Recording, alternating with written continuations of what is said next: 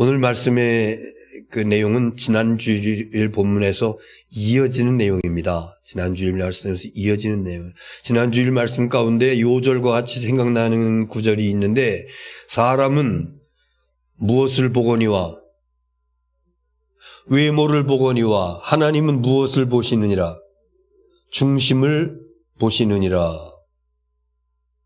이스라엘의 초대왕 사울, 그는 아주 준수한 사람이었다고 그랬어요. 그리고 다른 사람들보다 키가 월등히 컸다고, 어깨 위나 더 올라왔다고. 아버지에게 효도하는 사람이었고 겸손한 사람이었고 인품이 좋은 그런 사람이었습니다. 그런데 왕이 되고 난 다음에 그가 하나님의 말씀에 불순종하고 하나님께서 사용하시는 선지자 사무엘과 대립하고, 그러면서 사람의 인격이 그렇게 급격하게 추락하는 추한 모습으로 변해가는 것을 우리는 볼 수 있었습니다. 우리 마음의 자리라고 하는 것은 더럽고 부패한 그런 마음일 수도 있고, 생명샘이 솟아나는 그런 마음도 될 수도 있고, 그래서 우리의 심령밭을 얼마나 어떻게 잘 가꾸느냐에 따라서 우리의 심령이 참 존귀한 아름다운 그런 사람으로 바뀌어갈 수가 있는데요. 자, 사울은 이렇게 해서 하나님께서 사울을 버리셨다고 그러고, 사무엘 선지자는 내가 이제 다른 날 동안 사울을 보지 않으리라.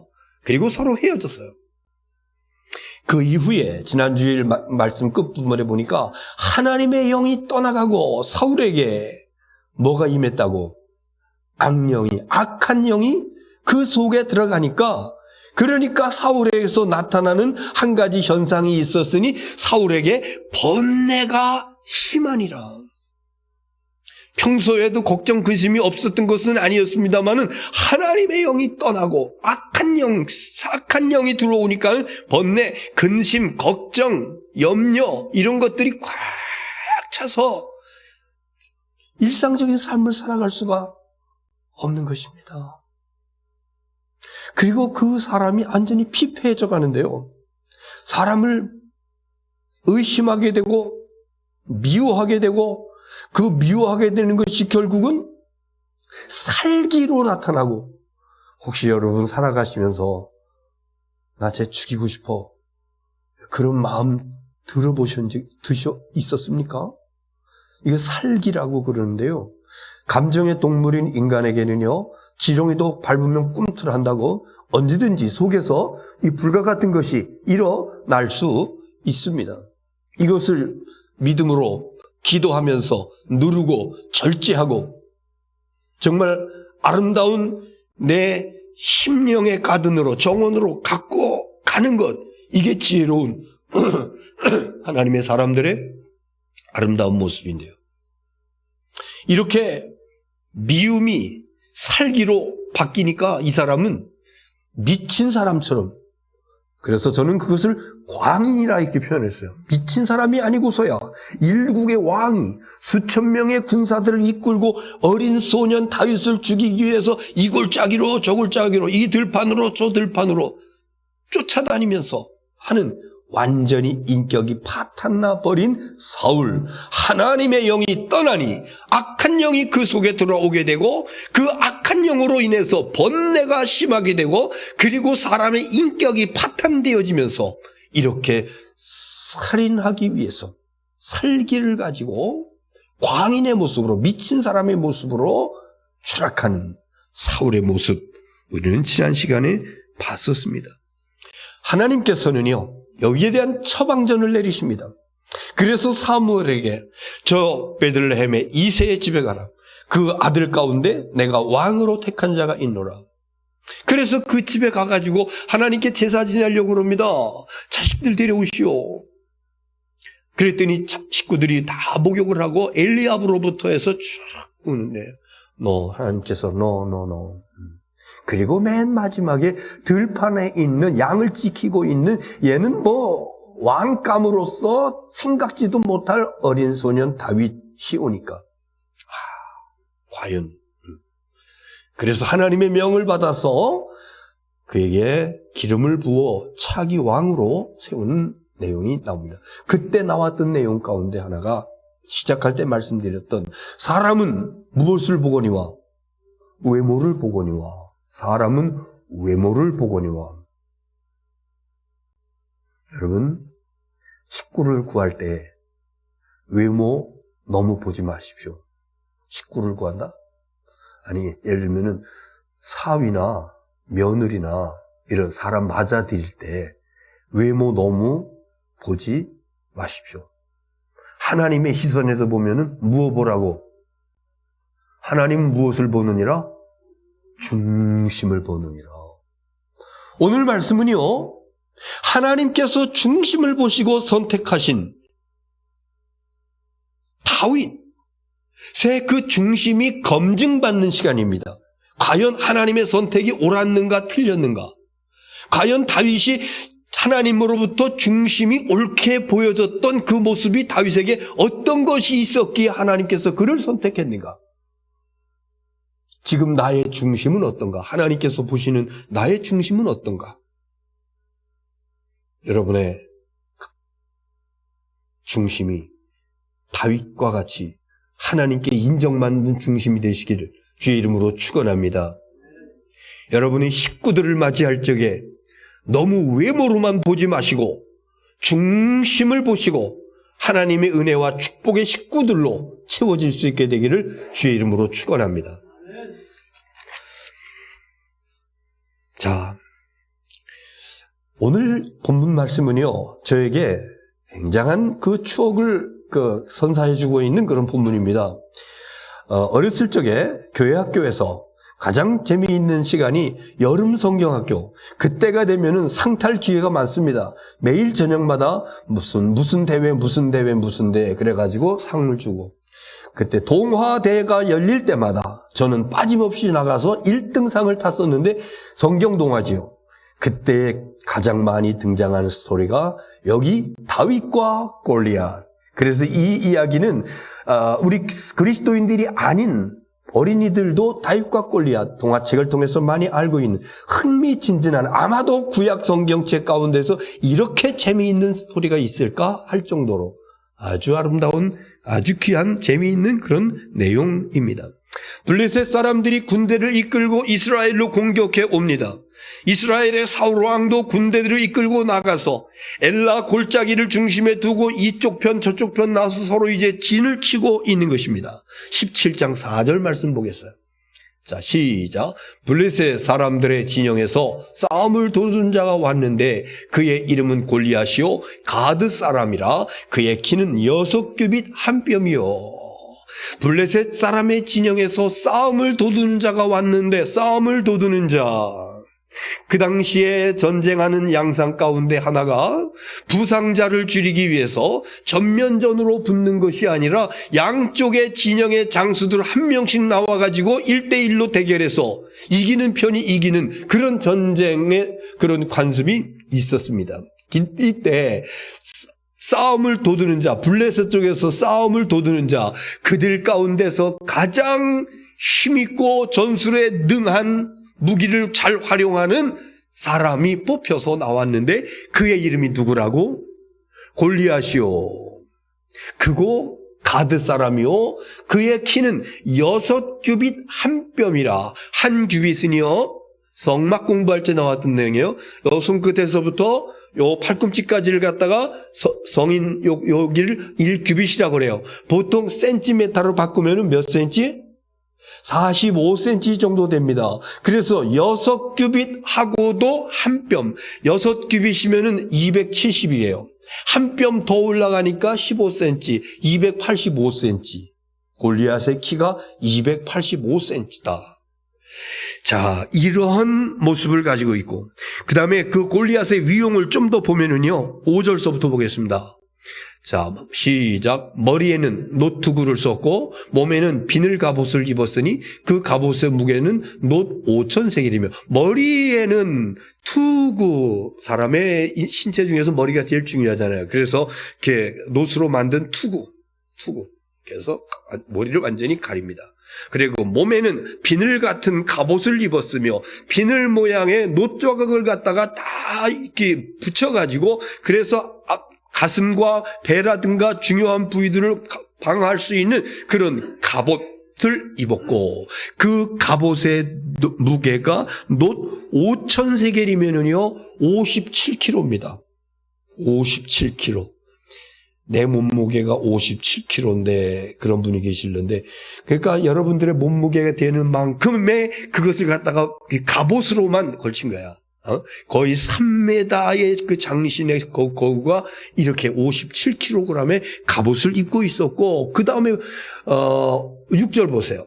시작. 그의 다리에는 놋 각반을 쳤고 어깨 사이에는 놋 단창을 메었으니 각반이라고 하는 것은요 그 발목에서부터 무릎까지 이렇게 놋으로다가 딱 이렇게 축구하는 사람들도 각반 이런 거 차요. 등산하는 사람들 이런 사람들도 각반을 찹니다. 자기 그 정강이 이런 걸 보호하기 위해서 앞에서 오는 어떤 이런 것을 막기 위해서 무릎에서부터 발목까지의 놋으로 된 각반을 찼고 그리고 어깨 사이에는 놋 단창을 메었으니 그 다음 절 그 창의 자루는 시작 그 창자루는 배틀채 같고 창날은 철 600세겔이며 방패를 든 자가 앞에 행하더라. 그 배틀채와 같은 창자루가 있고 그 위에 이렇게 창이 이렇게 찌르는 그 창이 있으니까 그런데 그 무게가 7kg. 창날의 무게만 7kg예요. 굉장히 큰 그런 것이죠. 그리고 앞에는 방패 든 자가 방패는 자기 혼자 할 수가 없으니까 또 다른 사람이 커다란 방패를 들고 앞에서 서 있는 완전 무결하게 완전 무장한 그런 군인의 모습인 것이죠. 그리고 17절 그 이후에 있는 말씀, 그 8절 9절에 있는 말씀 쭉 보면은요, 이렇게 완전 무장한 골리앗이 쩌렁쩌렁한 목소리로다가 이스라엘 군인들에게 외치는 것입니다. 사울의 졸개들아, 그렇게 쫄아서 벌벌 떨지만 말고 한 명을 뽑아서 나한테 내보내라. 만약에 그가 이기면은 우리가 너희들의 종이 될 것이고, 내가 단칼에 그를 베이면은 너희들은 나의 종이 돼야 돼. 빨리 나와! 이러면서 큰 소리 빽빽 치고 있는 거예요. 10절에 보니까 이스라엘 군대를 모욕했다 그랬습니다. 모욕했다. 모욕이라고 하는 것은요, 조롱하는 것이고, 무시하는 것이고, 업신여기는 것이고, 그래서, 나 모욕감을 느꼈어. 누가 여러분을 무시하고, 업신여기고, 조롱하고, 그러면 그것을 모욕감을 느꼈다고 그러는데요. 이 골리앗이 이스라엘에 모욕을 했다. 조롱하고 놀리고 업신여기고 막 이러는 거야. 그런데 그 앞에서 사울과 그의 군대들은 부들부들 두려움에 떨고 있었다. 그렇게 하기를 16절에 보니까는요.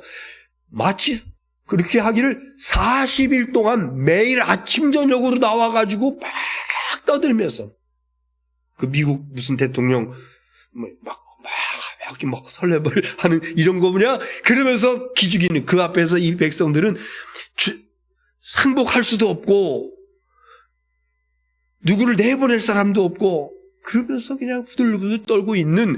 그런데 그때 마침 다윗이 아버지의 심부름으로 전쟁터에 나가 있는 자기의 형들을 만나기 위해서 그 현장에 갔다가 이 골리앗이 이스라엘 백성들을 갖다가 모욕하고 있는 그 현장을 목격한 것입니다. 그리고 마음속에 이건 아니지 그러면서 어린 다윗이었음에도 불구하고 26절에 있는 말씀 한번 보겠습니다. 26절 시작. 이 할례받지 않은 블레셋 사람이 누구이기에 살아계신 하나님의 군대를 모욕하겠느냐? 살아계시는 하나님의 군대가 죽은 다곤을 섬기는 저 이방 저 사람에 의해서 모욕을 당한다고 하는 것이 말이 되냐? 이건 아니야. 하나님은 살아계신 신이야. 저 블레셋 쪽은 다곤 신을 섬기는 죽은 신을 섬기는 사람이야. 근데 어찌 그에 의해서 하나님을 섬기는 우리가 모욕을 당하면 쓰겠느냐? 이렇게 얘기하고 있습니다. 여러분, 내가 세상을 살다 보면은요, 단순한 문제를 아주 복잡하게 푸는 사람이 있어요. 어떤 사람은 복잡한 문제를 아주 단순하게 해결하는 그런 사람이 있습니다. 문제는요, 그러니까 문제가 중요한 것이 아니라 그것을 어떻게 보느냐, 시각이 중요한 거죠.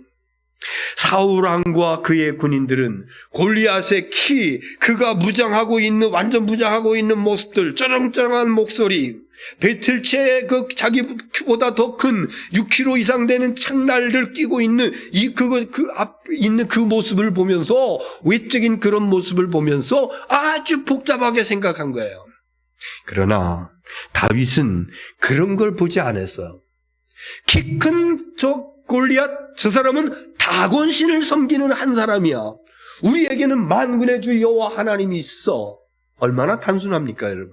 그렇게 어마어마한 군사력과 어린 소년과의 이 관계성 속에서 복잡하게 생각하면은 감히 그 앞에 설 수 없어요. 그러나 단순하게 저 사람은 이방 다곤, 죽은 신을 섬기는 사람이야. 우리 만군의 주 여호와님이 함께하고 하나님을 섬기는 사람들이야. 이래 하면서 나가는 거야. 그리고 이 말씀 보니까 왕 앞에서 네가 어린 소년이 나갈 수가 있어? 왕이요, 내가 이래봬 도요, 들판에서 양을 지킬 적에 사자나 곰이 와가지고 어린 새끼를 갖다가 잡아가면요, 난 달려가서 개들을 치고 그리고 그 입을 찢어서 그 입에서 양의 새끼를 건져냈었습니다. 저 사람도 이게 사자나 곰과 같은 그런 존재에 불과하지 않습니다. 제가 나가서 그를 치고 그를 죽이겠습니다. 자기의 경험 속에서 나오는 확신 있는 그런 말을 하면서 왕의 확신을 받아내요. 그리고 결국은 전쟁터로 나가게 됩니다. 자, 오늘 첫 번째 메시지 한번 따라합시다. 세상을 너무 복잡하게 생각하지 말자. 오늘 첫 번째 메시지예요. 하나님께서 여러분에게 주시는 첫 번째 메시지. 세상을 너무 복잡하게 생각하지 말자. 다시 말씀드리면 이것은요, 단순하게 만나라, 그런 표현. 복잡하게 하면은요, 문제가 더 커 보이고 심각하게 생각되어지고, 여러분, 문제가 크고 심각해지고 막 이거 불어나고 그러면 그 마지막에 내가 할 수 있는 건 뭔지 아세요? 죽는 길밖에 없어요. 내 앞에 있는 문제가 점점 커지고 심각해지고 나는 초라해지고 위축되어지고 결국은 스스로 안 되겠다 이러면서 그래서 여러분, 요즘 경제 문제, 건강의 문제, 자녀들의 진로의 문제, 가족 식구들의 어떤 그 성격적인 이러한 문제, 내가 이렇게 얼마나 더 살아야 버텨야 되는 것인가 이러면서 갈등 갖는 그런 부분들이 있다라고 그러면요, 여러분 그거 복잡하게 보지 마십시오. 다윗처럼 단순하게 봐야 됩니다. 복잡하게 생각하면요, 그 문제 점점 커지고 나는 더 작아지고 그것이 점점 더 커지면은요, 결국은 나는요 쓰러질 수밖에 없는 것입니다. 하나님은 다윗처럼 단순한 사람을 좋아하십니다. 다윗이 지난 시간에 말씀드렸죠. 제가 다윗을 알 수 있는 가장 중요한 성경 구절이 있다. 시편 몇 편? 23편의 몇 절? 1절. 여호와는 나의 목자시니 내가 부족함이 없으리로다. 이거 하나면 된다예요. 하나님이 나의 목자시니, 하나님이 나의 목자시니, 그럼 난 부족한 거 없어? 하나님이 알아서 해주셔. 하나님이 해결해 주셔. 이 문제 내가 할 것이 아니라 하나님이 해주셔. 하나님은 우주 만물을 창조하신 분이시고 만유의 주관자시고 전능하신 하나님 아버지시고, 그러니 하나님이 나의 목자시니 나는 두려울 것이 없고 부족함이 없고, 이거요, 아주 단순한 것입니다. 마태복음이요 18장 2절 3절 보겠습니다. 자, 시작. 예수께서 한 어린아이를 불러 그들 가운데 세우시고 이르시되 진실로 너에게 이르노니 너희가 돌이켜 어린아이들과 같이 되지 아니하면 결단코 천국에 들어가지 못하리라. 어른들은 복잡하게 계산해요. 그러나 어린아이는 복잡하게 계산하지 아니하고 단순하게 봅니다. 그런데 예수님께서 어린아이와 같지 아니하고는 천국에 들어갈 수 없느니라 그랬습니다. 어린아이와 같이 단순해야 된다. 어린아이와 같이 복잡하게 생각하지 말고 단순하게 생각하고 그리고 자기를 낮추고 이 어린아이와 같은 그런 모습인데 하나님께서도 이렇게 단순한 사람을 기뻐하시고 원하신다 이런 얘기입니다. 다윗의 눈에 비춰진 골리앗 그저 자기 그 헛심만 믿고 광분하고 있는 다곤의 신봉자 한 사람에 지나지 않아요.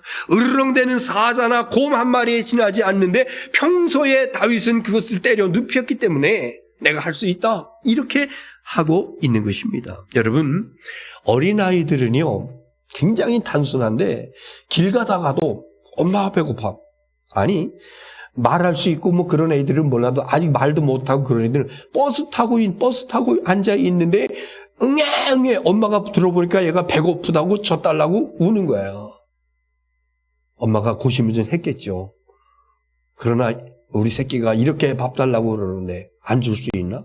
사람들이 있는 앞에서 애기 그 도시락을 꺼내가지고 먹이는 겁니다. 아무 뭐 스스럼 없이 아무 부끄러움 없이. 어떤 아이들은 쫄랑쫄랑 엄마하고 손 붙잡고 가다가 엄마 나 배 아파 그러더니 응아 말이요. 어떻게 해? 엄마는요 걱정 안 해요. 그래. 즉각 조치를 취해서 뒤를 볼 수 있도록 처리를 해주죠.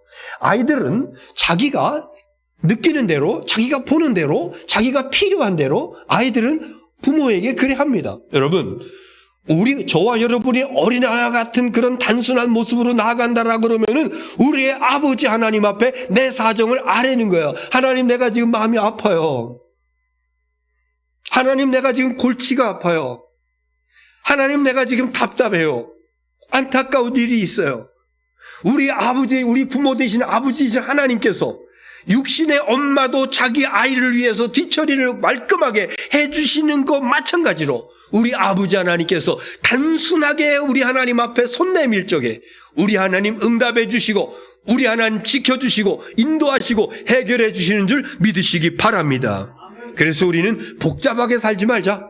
여호와는 나의 목자시니 내가 부족함이 없으리로다. 여러분 이 다윗의 단순성, 다윗의 단순한 신앙 이것이 여러분에게 있어서 하나님 앞에 귀히 여김받는 중심이 하나님 앞에 선택되는 우리 모두가 다 될 수 있기를 주의 이름으로 축원합니다.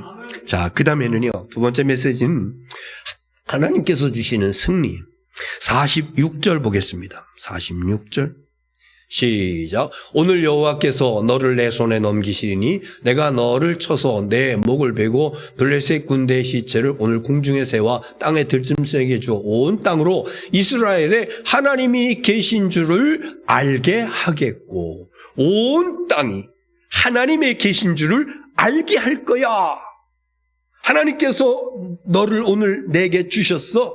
그래서 내가 너를 처치하고 하나님께서 살아계신 하나님이신 것을 온 땅이 알게 할 거야. 여러분 다윗의 중심에는 어떤 것이 있냐면요 하나님 지금 이곳에 살아계신 하나님이시라고 믿는 줄 믿으시기 바랍니다.